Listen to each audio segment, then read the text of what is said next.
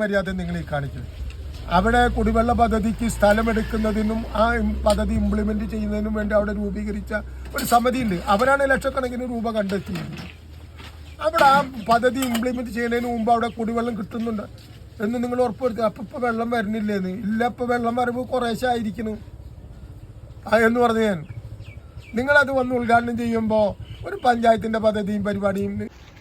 എടോ രാഹുൽ മാങ്കൂട്ടമേ, താങ്കൾ തെറ്റ് ചെയ്തിട്ടുണ്ടെങ്കിൽ താങ്കൾ മാറി നിൽക്കടോ. കോൺഗ്രസിന്റെ ലേബൽ താങ്കൾ MLA ആയിട്ടുള്ളതാണ്, അത് രാജിവെച്ചൊഴിയേ. ഇത് കണ്ടില്ലേ, കൊല്ലങ്ങളായിട്ട് ഇവിടെ രാഷ്ട്രീയ പ്രവർത്തനം നടത്തുന്ന മനുഷ്യനാ, ഒരു സ്ഥാനവും ഒന്നും മോഹിക്കാതെ ഇപ്പോഴും ആ കോൺഗ്രസിന്റെ കണ്ടില്ലേ ഈ ഷോൾ അണിഞ്ഞുകൊണ്ടാണ് രാവും പകലും മനുഷ്യൻ നടക്കുന്നത്.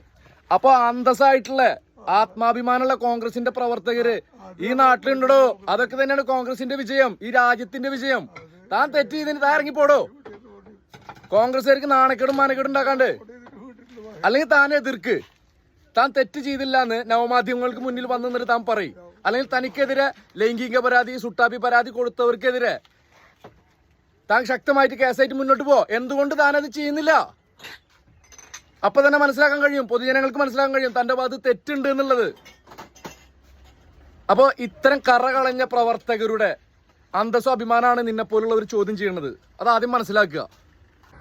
തന്നെയൊക്കെ ജനാധിപത്യ രീതിയിൽ തെരഞ്ഞെടുത്ത് MLA ആക്കിയിട്ടുള്ളത് പാതിരാക്ക് കിടന്നുറങ്ങുന്ന പെമ്പിള്ളേരെ വിളിച്ചിട്ട് കുത്തുകേസ് പറയാനും പണ്ട് കാലത്ത് നീ വായിച്ചു പഠിച്ച മുത്തുച്ചിപ്പി എന്ന പുസ്തകത്തിലെ സീന് പറഞ്ഞു കൊടുക്കാനും അല്ല.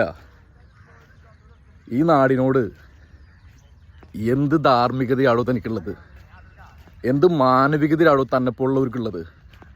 കുറച്ച് ഉളുപ്പുണ്ടെങ്കിൽ, കുറച്ചെങ്കിലും ആത്മാഭിമാനം ഉണ്ടെങ്കിൽ ആ കോൺഗ്രസ് ലേബലിൽ താൻ ജയിച്ച MLA സ്ഥാനം രാജിവെച്ച് അങ്ങോട്ട് ഇറങ്ങിപ്പോടോ.